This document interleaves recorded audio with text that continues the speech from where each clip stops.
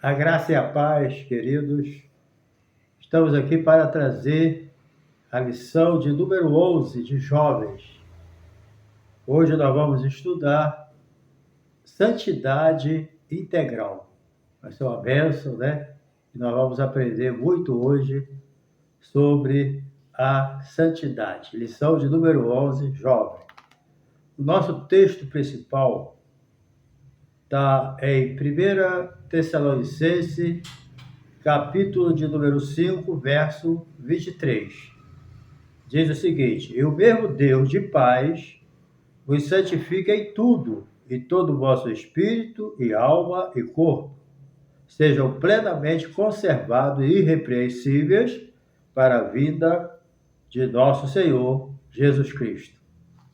E o nosso resumo da lição, ele traz o seguinte: a santidade deve abranger o ser humano por completo, o espírito, a alma e o corpo.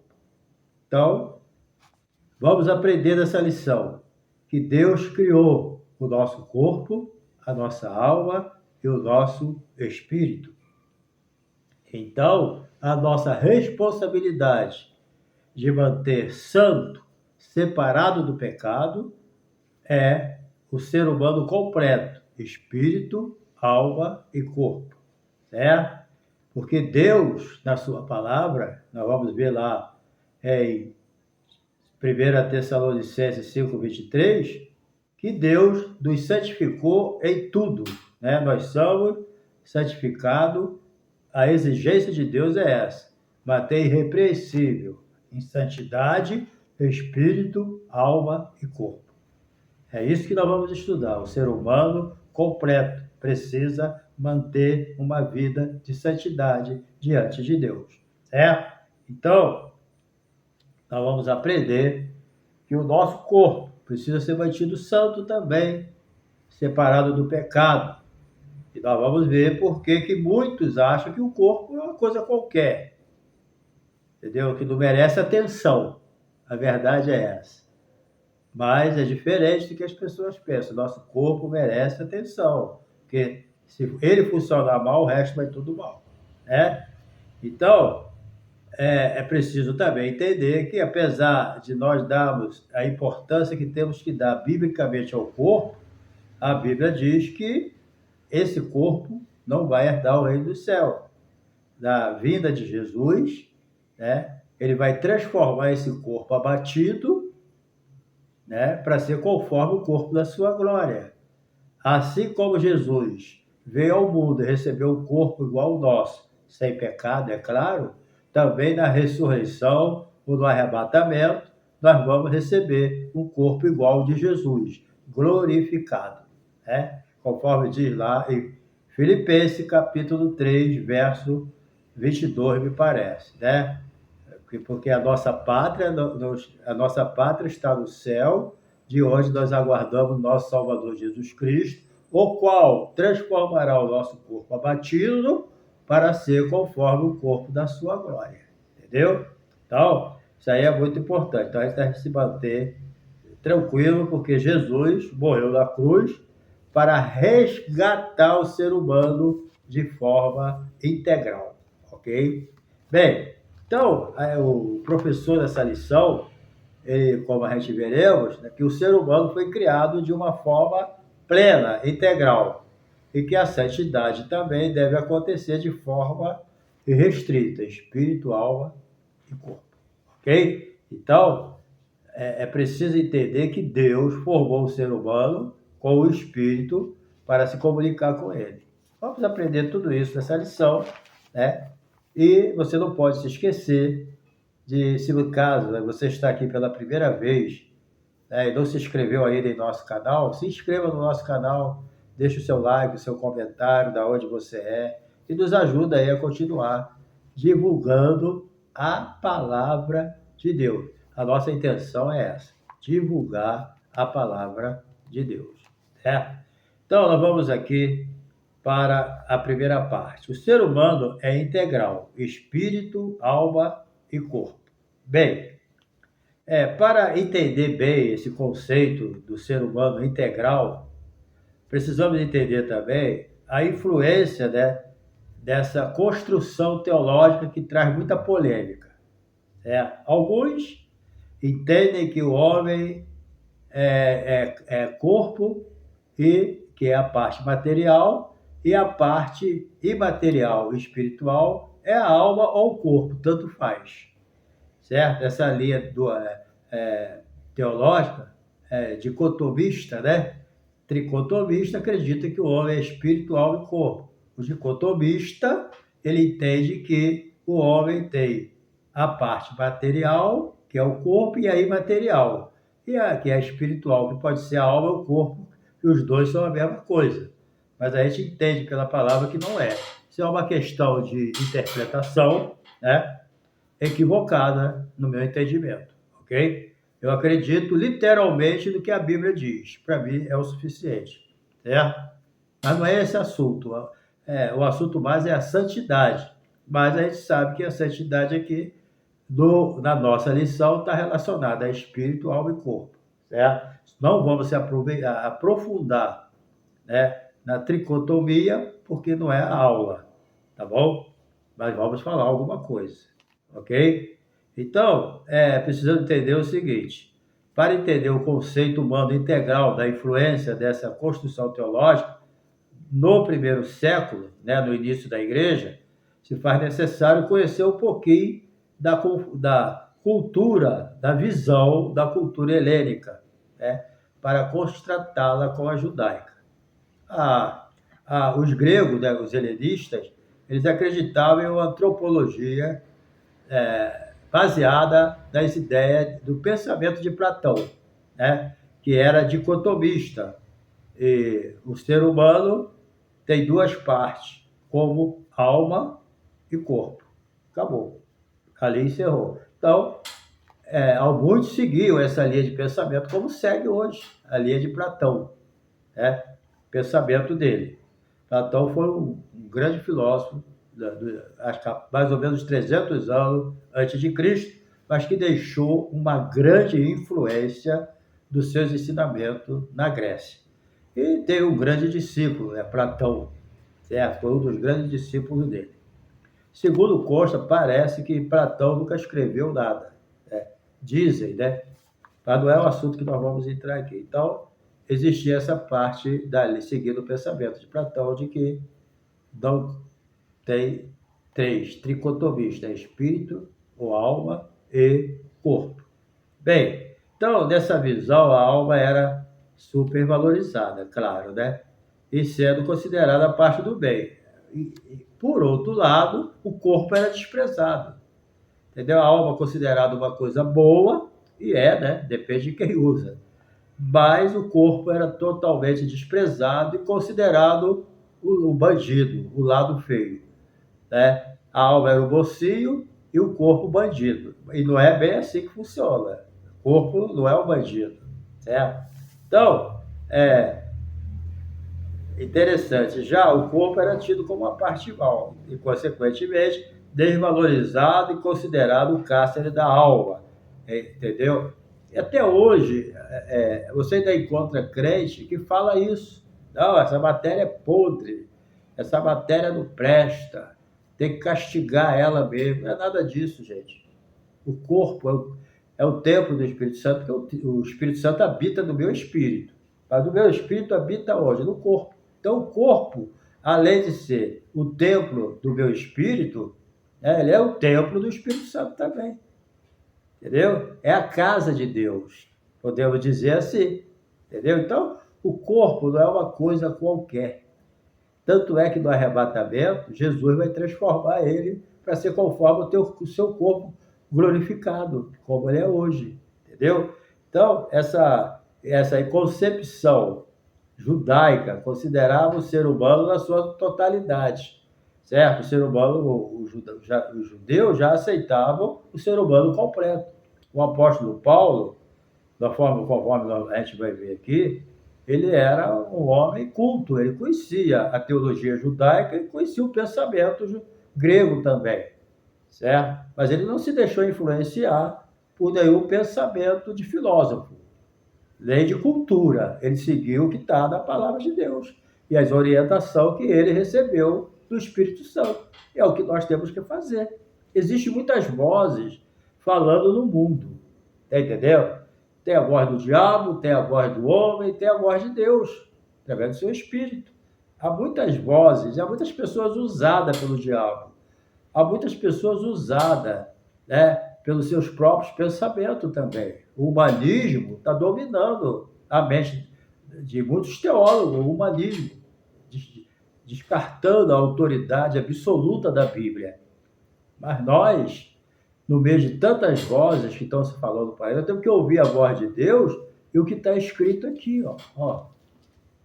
Faça igual Jesus. Quando as pessoas iam discutir com ele, criar problema, de polêmica, ele falava, como você lê, como está escrito, como diz as escrituras. Era assim que Jesus resolvia a polêmica, e nós temos que resolver dessa forma, certo? Então, a gente tem que ouvir o que está escrito na palavra, certo? Nós temos, né, o conceito de que o ser humano completo é espírito, alma e corpo. Então, no Novo Testamento, né, por influência paulina, como eu disse aqui, quem era Paulo, homem muito culto, aprendeu aos pés de Gamaliel, o homem conhecia mesmo o Velho Testamento, mas quando se converteu, nasceu de novo, se tornou uma nova criatura em Cristo Jesus, o que aconteceu? Ele recebeu, né, a renovação do Espírito, ele recebeu revelação de Deus a respeito de muita coisa que nós não poderíamos conhecer se Deus não nos revelasse. E o maior mistério que ele revelou foi a multiforme graça de Deus que está estabelecida hoje na igreja. A igreja era um mistério escondido no Velho Testamento, que foi revelado no Novo, certo? Então, na Bíblia, a criação do homem é de forma integral, entendeu? Quando Deus soprou o espírito dele do homem, quando o espírito bateu no corpo, se tornou o quê? Alma vivente. Então, ele não se tornou só espírito, se tornou alma. Aonde? No corpo. Entendeu? Que estava aguardando só o sopro de Deus. Ok? Então, no Novo Testamento, Paulo o influenciou através das suas epístolas, certo? No Novo Testamento, por influência paulina, prevaleceu o ponto de vista judaico. Então, nós vimos que houve, né, o ponto de vista que influenciou muito, né? A construção teológica, ela sofreu essas duas influências, mas na caneta de Paulo, o que prevaleceu no Novo Testamento foi o quê? O ponto de vista judaico. Está entendendo? Porque é do judeu que veio a palavra de Deus. Paulo mesmo escreveu isso. Nós devemos ser muito agradecidos aos judeus por aquilo que recebemos dele através do Espírito Santo. Quem eram os apóstolos? Judeus. Quem foi a igreja primitiva? Judeu. Quem morreu pelos nossos pecados, embora fosse o Filho de Deus, assumiu uma forma de quê? De homem. Homem o quê? Judeu. Então nós devemos muito ao judeu. Os escritos, oráculos no Velho Testamento, quem escreveu? O judeu. Novo Testamento, quem escreveu? Com alguma raríssima exceção, né? Como o livro de Lucas, certo? Foi escrito não pelo gentio, ok? Mas o restante tudo foi escrito. Pedro era judeu, João era judeu, Judas era judeu, Paulo era judeu, entendeu? Mateus era judeu, Marcos, judeu, e por aí afora, entendeu? Nós não temos que reclamar do judeu, não, devemos ser agradecidos. Então, o que prevaleceu foi o ponto de vista judeu, ok? Então, o apóstolo Paulo, apesar de ser o conhecedor da cultura grega, todo mundo sabe que ele tinha esse paralelo, né, judaico e grego, certo? Ele assegurou aos crentes de Tessalônica, certo? Que Deus fez o ser humano como um todo, não como pensamento grego, helenista, certo? Não como isso, porque tinha muito judeu que da diáspora, né, espalhado, muito judeu que vivia como, por exemplo, como Filipe, né, e outros diáconos, eles eram helenistas, né? Então, como nós vemos aqui, ó, tranquilamente aqui, Atos, capítulo 7, né? Aqui diz, ó, mas quando escolheu os apóstolos, certo? Então, foi escolhido Filipe, né? Foi escolhido Estevão, Nicanor, esses homens aqui, alguns deles aqui eram helenistas, era judeu, mas com cultura helenista, entendeu? Quer dizer, misturado lá com os judeus, eles viviam no meio dos gregos, mas foram escolhidos. Nem por causa disso eles deixaram de ter, né, a confiança daquilo que estava escrito na palavra de Deus sob o ponto de vista judaico, ok?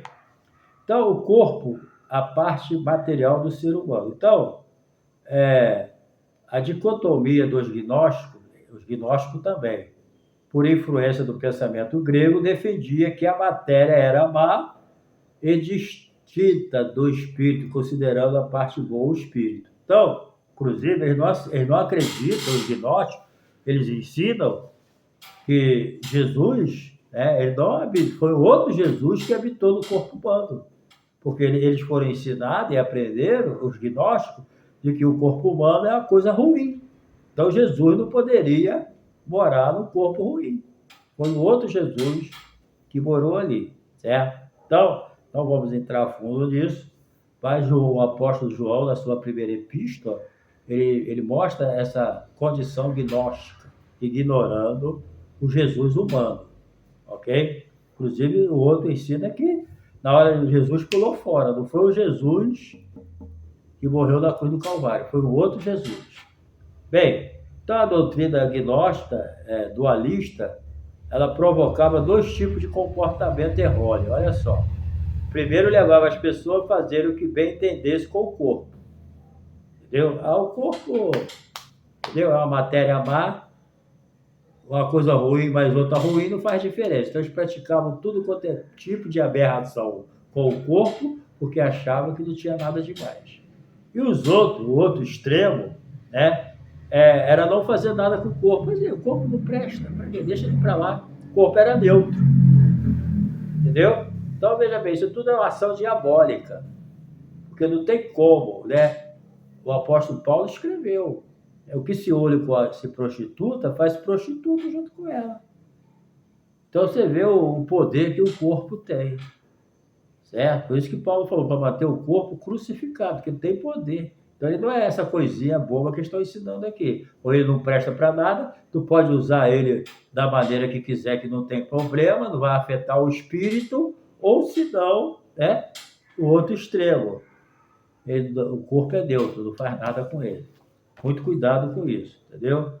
Então, a gente deve manter o corpo santo. O Novo Testamento demonstra, tanto judeu como cristão, judeus e judeus cristãos, que tanto os cristãos gentios defendem, tanto os judeus cristãos como os gentios, né, defendem a preservação do corpo em santidade. Porque se eu não manter meu corpo em santidade, logicamente eu não estou mantendo a minha mente em santidade, o meu espírito em santidade, não estou mantendo nada em santidade. Viver o corpo em santidade significa o quê? Que eu estou vivendo uma vida de santidade, que o meu corpo é servo. Quem vive uma vida de santidade, ele faz do corpo não um escravo, mas um servo, para servir a ele, na beleza da santidade. O corpo não é para ser tratado mal. O corpo é para ser usado como instrumento de bênção. Imagina você doente em cima da cama. O que você pode fazer? Nada, teu corpo está doente. Teu corpo é importante. Entendeu? O corpo vivendo na pecaminosidade, no adultério, na fornicação. Para que ele serve?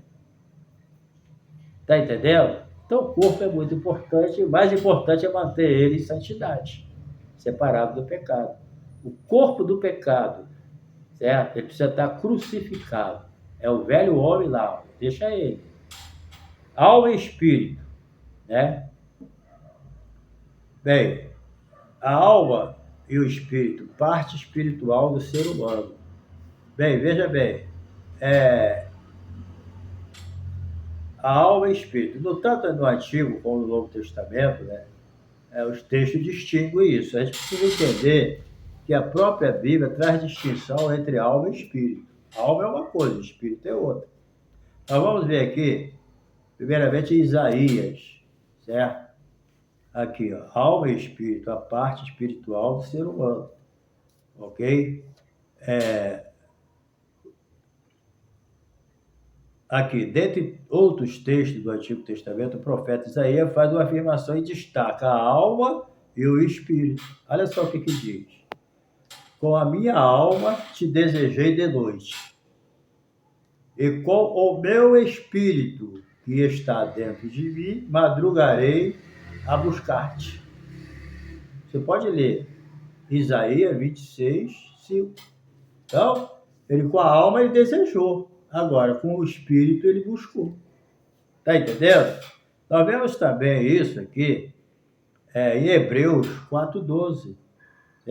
Hebreus 4,12 diz aqui, ó, muito importante para a gente, ó, a separação do espírito da alma, certo? Não são a mesma coisa. Ó, porque a palavra de Deus é viva, é eficaz, é mais penetrante do que qualquer espada de 2 gumes e penetra até a divisão da alma e do espírito. A palavra de Deus é o único. A alma e o espírito são unidas. Mas a palavra de Deus separa, ela coloca em ordem. Entendeu? Qualquer espada de 2 gumes penetra até a divisão da alma e do espírito e das juntas e medulas e é apta para discernir pensamentos e intenções do coração. Entendeu? E para encerrar essa parte, é preciso ver aqui Lucas, capítulo 1. Vamos ver aqui Lucas. Certo? O Evangelho de Lucas, capítulo 1. Ok? Lucas, capítulo 1, verso 46. Olha só. E disse então Maria, a minha alma engrandece ao Senhor. Veja bem, a minha alma engrandece ao Senhor. E o meu espírito se alegra em Deus, meu Salvador. Se você estudar bem, desde Gênesis a Apocalipse, você vai ver as funções diferentes da alma e do espírito. Entendeu? Às vezes, a confusão está o quê? Porque às vezes a palavra alma, a palavra pessoa, ela é traduzida como alma. Aí dá confusão. Certo? Há 300 almas, tantas almas saíram do Egito. A gente tem que entender ali o contexto que está falando de pessoa. Certo? Tem que entender isso, que muitas vezes a Bíblia está falando de pessoas. Quando a Bíblia diz a alma que pecar, está falando a pessoa que pecar. Então a gente tem que entender o contexto também. Aí já entra um bom ensinamento dos homens, a hermenêutica. Está entendendo? A pessoa tem que usar a hermenêutica para poder entender. Certo? Não interpretar texto fora de contexto. Tem texto, coisas para você comprovar, você tem que ter pelo menos 2 a 3 versículos para dar uma comprovação bíblica, está entendendo? Daquele assunto. Ok?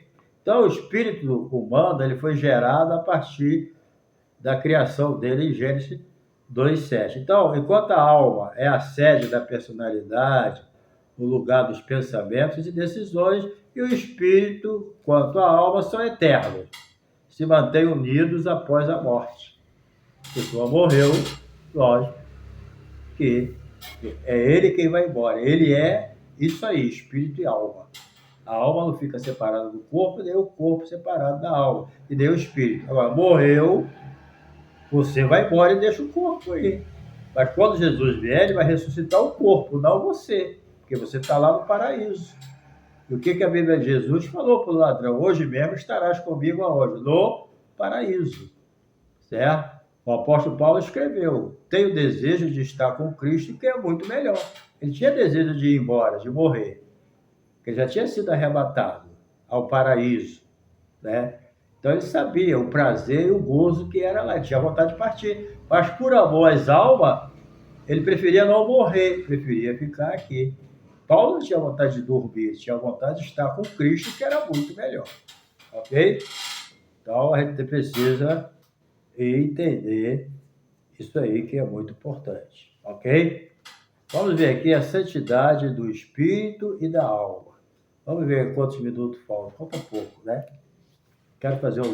Eu não queria fazer um vídeo muito longo, mas eu estou vendo que vai passar de 30 minutos. Bem, a santidade do espírito e da alma. Então, Jesus morreu na cruz para resgatar o ser humano de forma integral. Cristo morreu na cruz para resgatar o ser humano. Ele não morreu para resgatar a alma, nem o espírito, nem o corpo. Ele morreu para resgatar o ser humano completo, espírito, alma e corpo. Jesus não veio resgatar a alma e deixar o corpo para lá. O corpo não presta. Como tem crente que pensa assim, o corpo é uma coisa horrível, tem que maltratar. O corpo é bênção. Se você cuidar bem do seu corpo, tu vai viver muitos anos na Terra sendo útil. Entendeu bem? Útil. Ok? Pensa nisso. Cuida bem do teu corpo. Porque você vai precisar dele muito. Está precisando. Ok? Bem, então Jesus, ele morreu. O pensamento dualista grego levava as pessoas a não acreditar na ressurreição do corpo. Entendeu? Paulo, quando pregava, todo mundo ficava ouvindo. Mas quando ele falava da ressurreição do corpo, aí o pessoal já não aceitava. Os gregos, né? Tanto é que ele deu o capítulo 15 de 1 Coríntios todinho para explicar aos coríntios, nós agora, o que é a ressurreição. Paulo, ele costumava, à tarde, nas cidades gregas, principalmente Coríntio, Atenas, né?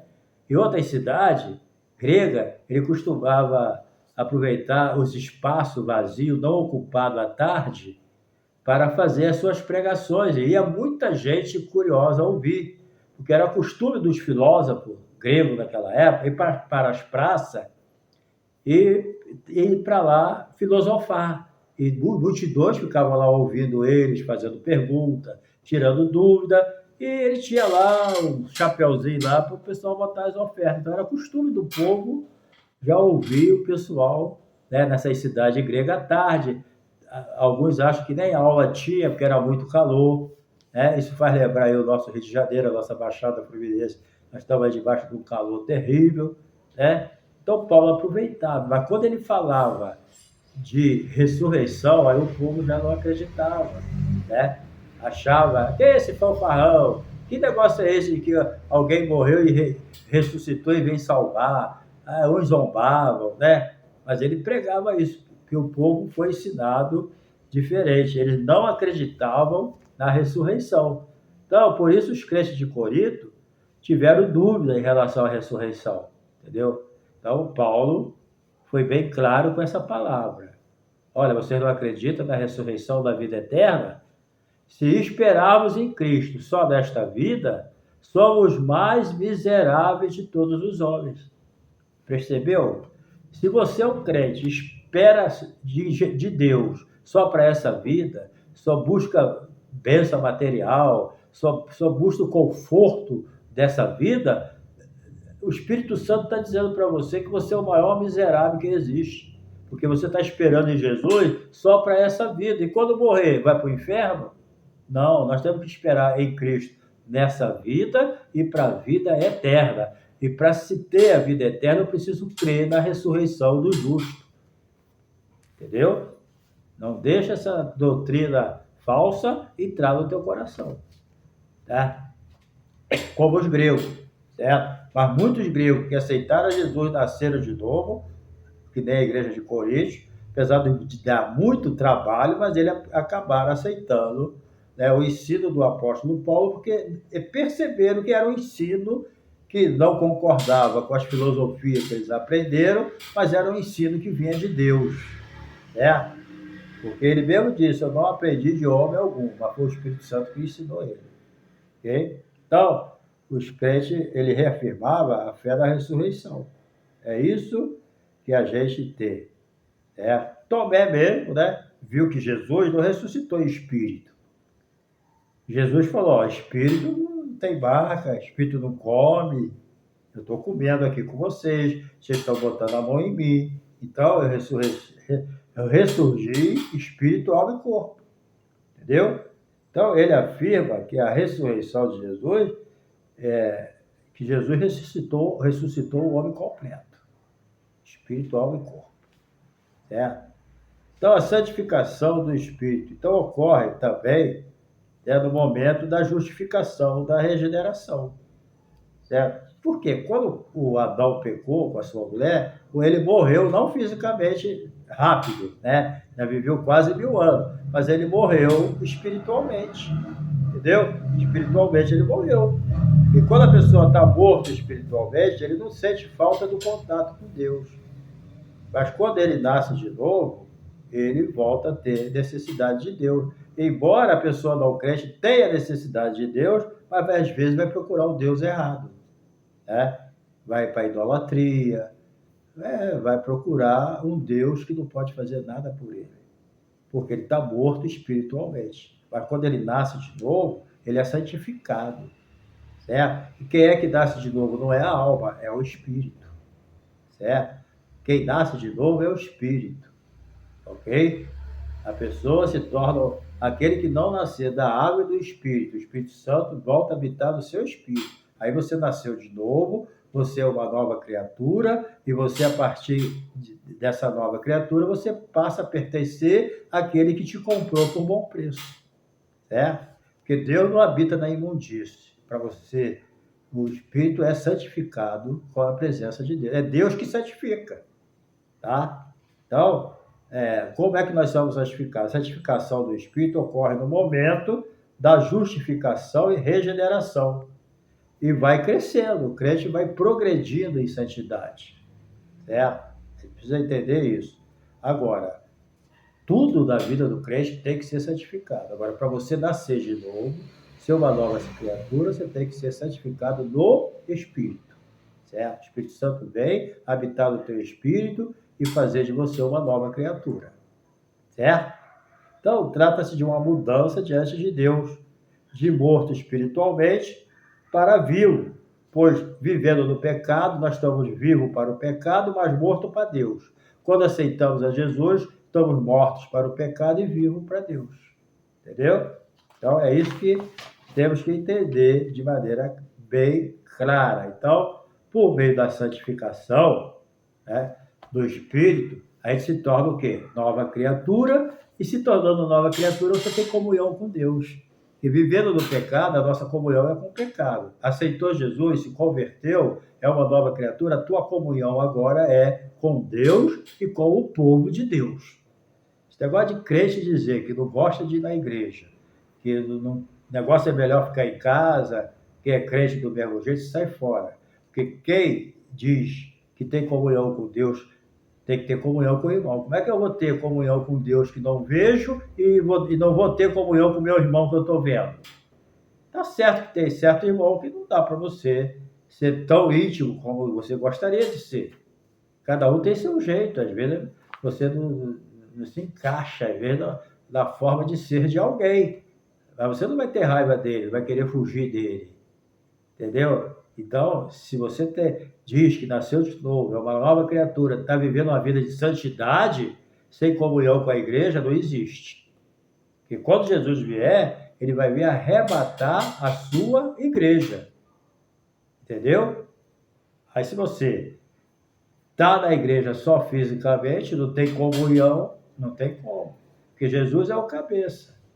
Entendeu? Bem, a santificação da alma, agora a santificação da alma. A santificação da alma também está diretamente ligada ao quê? À palavra de Deus, porque quando o crente ouve e cumpre a palavra de Deus, o seu espírito e alma, eles são fortalecidos. Por quê? Porque da justificação e santificação iniciais, o pecador é perdoado, porque o que entra nisso tudo aí é o ponto principal, o perdão. Tá entendendo? O perdão é Deus te perdoando, é que faz com que você tenha comunhão com Ele. E se Deus não te perdoar, você é mantido no pecado. Mas como Deus vai te perdoar? Através do arrependimento. Arrependei-vos e convertei-vos para que sejam perdoados os vossos pecados, cancelados, e venha tempo de refrigério sobre a tua vida. Então, sem arrependimento e conversão, não tem perdão. Mas quando a pessoa se converte de verdade, o perdão faz parte da vida dele. tanto ele recebe o perdão de Deus, como recebe poder e capacidade para perdoar o seu irmão também. Porque quem não tem capacidade de perdoar, ele não nasceu de novo. Eu penso assim, certo? Bem, agora a santificação da alma é isso aí.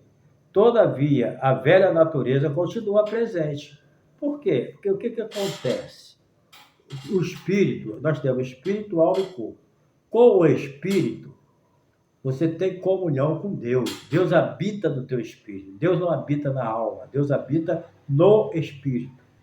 E no espírito, quando Adão morreu, ele morreu espiritualmente. Ele continuou vivo, vivendo normalmente, mas sem comunhão com Deus, porque pecou. O pecado quebra a comunhão com Deus. Então, ele morreu espiritualmente. Quando ele aceitou Jesus, ele nasceu de novo, se tornou uma nova. Quando nós aceitamos a Jesus, nós nascemos de novo, se tornando uma nova criatura. Então, o homem tem espírito.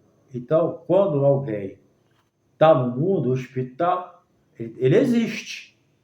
Não é que pecou, o espírito foi embora. Não, ele continuou espírito, alma e corpo. Mas só que o espírito ficou morto. Em que sentido? Morto espiritualmente, porque não tinha mais comunhão com Deus.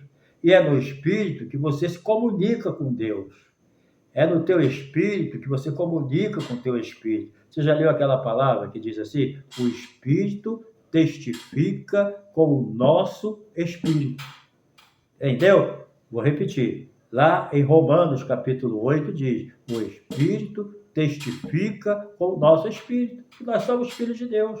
Então, tudo que você recebe de Deus, recebe pelo Espírito Santo, que testifica com o teu espírito. Então, através do teu espírito, você tem comunhão com Deus, você adora a Deus, você recebe revelações de Deus. Ninguém recebe revelação pela alma. Tudo é pelo Espírito. Então, com o Espírito, você tem conhecimento de Deus. Agora, a alma é o lugar onde está o teu pensamento. Na alma está o teu sentimento, tuas emoções. E na alma está a tua vontade. Está entendendo? Então, à medida que o teu espírito vai dominando a tua alma, ou seja, dominando os teus pensamentos, dominando a tua vontade, dominando as tuas emoções, a sua vida vai crescendo em santidade. Então, a santidade que o Espírito recebe do Espírito Santo habitando nele, ele vai aos poucos dominando a alma, ou seja, dominando as emoções, dominando os pensamentos e dominando a vontade. Então, a alma tem esses elementos: vontade, emoção, entendeu? Vontade, emoção e intelecto. O pensamento. Agora, o que a gente entende? Com o espírito eu tenho conhecimento de Deus. Com a alma eu tenho conhecimento de mim mesmo. Eu tenho consciência. Os animais não têm isso. Eles não têm uma alma humana que recebe a energia do espírito, porque o espírito é habitado pelo Espírito Santo. Nasceu de novo, renovou. O espírito estava morto, sendo mandado pela alma, pelo corpo. Tudo que o corpo queria, a alma fazia. Se o corpo queria pecar, a alma pecava. Mas depois que o espírito assume o comando, ele vai dominando devagar. Então, depois que ele domina a alma, o corpo passa a ser dominado também. Aí que você vai entender aquela palavra: morto, o corpo está morto para o pecado. Por quê? Porque o corpo agora não obedece mais às suas paixões. O seu corpo obedece o comando da alma, que é a tua vontade, que vem do espírito. Entendeu? Então, com a alma, você tem o conhecimento de você mesmo, você tem consciência de si mesmo. Com o espírito, você tem conhecimento de Deus, você tem consciência de Deus. E com o corpo, você tem conhecimento do mundo. Tu conhece o mundo através dos seus sentidos, através do tato, você conhece o mundo, através da visão, você conhece o mundo, do olfato, da tua fala, do ouvido. Está entendendo? Você vai conhecendo o mundo. O mundo é físico. Então, para você viver nele, você tem que ter um corpo físico. Então, para encerrar essa parte, com o espírito você tem conhecimento de Deus. Com a alma você tem conhecimento de si mesmo. E com o corpo você tem o conhecimento do mundo, porque você enxerga ele, você ouve ele, você coloca a mão nele, você anda nele, você sente ele, tá entendendo?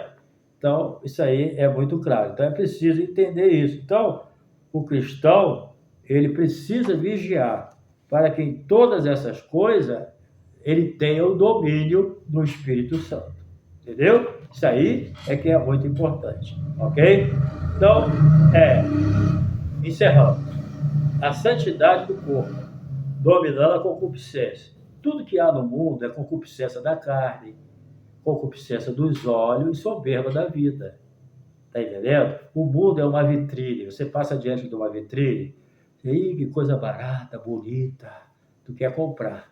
Aí tu compra, aí tu chega em casa, caramba, comprou um bagulho do caramba aqui. Comprou uma coisa horrível, baratinha, mas é tão bonita, mas é fraude. É só aparência. O mundo é assim. Tu anda pelo mundo, o diabo oferece o mundo para você. Olha, concupiscência dos olhos, concupiscência da carne, soberba da vida, tudo baratinho. Aí tu compra, tu tá indo para o inferno, perdendo a tua salvação. O mundo é uma enganação. Poxa, quem é o vendedor principal do mundo? É o diabo. Ele é o pai da mentira. Então ele engana todo mundo. Ele só não engana o crente que está ligado com Deus. O crente que está ligado com Deus, fala, é bonito pra caramba. Aí, mas é tudo falso. Mercadoria falsa. Vem lá daquele país. Entendeu? Então, muito cuidado.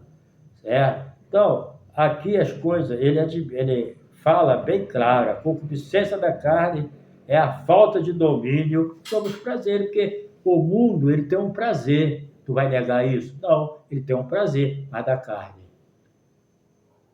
Tá? É o prazer da carne. Muito cuidado. Então, dominando a concupiscência dos olhos. Os olhos são considerados, cuidado com os olhos. Muito cuidado, é a prova, é a tribulação, tá? Os olhos são considerados a janela da alma. Se controlados e conduzidos pelo interesse egoísta, pode levar o ser humano a uma cobiça desenfreada, né? Cometendo toda sorte de torpeza. Às vezes eu conversei com uma pessoa que não é cega, é pastor, ele falou para mim, pastor Adilson, se tem uma coisa que eu não quero é voltar a enxergar. Estou muito bem assim na minha comunhão com Deus. Eu queria, mas ele falou que não. Eu, no lugar dele, eu falei, eu quero voltar a enxergar. Ele falou, eu não quero não. Ele deve ter a razão dele também. Porque, olha, os olhos estão levando muita gente para o inferno. Tem gente, se nascesse cego, ia para o céu. Mas nasceu enxergando, ele não ele é seduzido. Certo? Como diz lá em Tiago, capítulo 1, é seduzido, certo? Pela concupiscência. Então, a pessoa dominada pela concupiscência dos olhos é terrível, certo?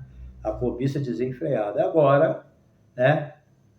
Você vê Davi, lembra dele? Ele tinha a mulher que ele quisesse, mas ele, solteira, ele tinha um monte lá.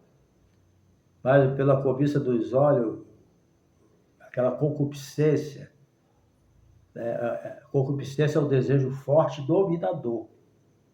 Significa isso. Eu estou rindo, mas não é para rir, não, é para chorar. Aí ele olha para ela, cobiçou, desejou, entrou a tentação e ele matou a mulher para ficar, matou o marido dela para ficar com ela. Cometeu pecados absurdos, mas começou como? A cobiça dos olhos, entendeu? Então, para encerrar, dominando a soberba da vida, nós vemos aqui, primeiramente, a concupiscência da carne, certo? O cristão deve vigiar. Leia lá, Tiago 1,14. Eu vou ler logo, tá? Para ficar bem claro aqui, Tiago, ok? 1,14. É bem claro aqui. Olha só. Mas cada um, ninguém diga sendo tentado, sou tentado por Deus. Porque Deus não pode ser tentado pelo mal e ninguém tenta. A gente fala assim, eu fiz aquilo que era de Deus. Deus queria que eu passasse por aquilo. Deixa de ser mentiroso. Deus não tenta ninguém, não. Você tentou, você caiu porque pecou mesmo, quis pecar. Entendeu? Quando eu pequei mesmo. O erro foi meu. Não, porque Deus quis que eu tinha que passar por aquilo. Não tinha nada, Deus quis nada. A Bíblia diz que Deus não quer saber, não quer que ninguém peque. É da vontade dele que ninguém peque. Como é que foi de Deus? Foi do diabo. Entendeu? Ninguém sendo tentado, diga de Deus, sou tentado, porque Deus não pode ser tentado pelo mal e a ninguém tenta. Mas cada um é tentado quando atraído e seduzido pela sua própria concupiscência. Depois, haver a concupiscência concebido, dá luz ao pecado. E o pecado sendo consumado gera a morte. Está entendendo? É isso aí que acontece, ok? Então, a soberba da vida agora. A soberba da vida é a ostentação pretensiosa, riqueza, poder, inteligência, status social, carro, entre outros. É a coisa material, tá entendendo? Aqueles que não têm temor de Deus buscam erradamente a ostentação a qualquer preço e acabam renunciando à prática da honestidade e dos valores de vida. Tem pessoa que a Bíblia não proíbe você desejar coisa boa para você, para sua família. A Bíblia proíbe a concupiscência, certo? A soberba da vida. O camarada vende a vida para o diabo, para poder conseguir coisas materiais e passageiras. E a conta chega caro. A conta chega bem caro. Ou bem cara. Tá entendendo? Tem pessoas que estão para manter o status, para manter a posição, para manter a fama, para manter o dinheiro ou para conquistar, ele vende a sua alma para o diabo. E depois a conta chega com morte. Porque o diabo não é como Deus. Deus tem misericórdia. Só se a pessoa não quiser mesmo. Mas o diabo não tem misericórdia, é mentiroso e nunca cumpre nada que trata. Conhece alguém assim? É o diabo. Tá bom? Então, querido, Deus te abençoe, tá? E que você tome cuidado com a concupiscência dos olhos, com a concupiscência da carne e a soberba da vida, que leva a pessoa para a distância de Deus e alguns não voltam mais, tá bom? Isso aí, quando você recusa essas coisas, você está procurando viver uma vida santa. Quando você recusa essas coisas, você está querendo viver uma vida que agrada a Deus. Está entendendo? É isso. Isso é santidade. Fugir dessas coisas é santidade. Ir de encontro a essas coisas é pecaminosidade. Aí você escolhe santidade, me afastando dessas coisas e me aproximando de Deus, pagando o preço, mas tendo a recompensa, ou pecaminosidade, me afastando de Deus e me aproximando dessas coisas. Então, querido, Deus te abençoe, tá? Faça bom proveito dessa lição e não se esqueça de se inscrever no nosso canal, certo? E de assistir os nossos anúncios. Se você assistiu o nosso anúncio, os anúncios do meu canal, do nosso vídeo, você está nos ajudando. Por quê? Porque o nosso canal é monetizado. E você assistindo os anúncios, você nos ajuda na monetização, tá bom? Um abraço e até a lição 12.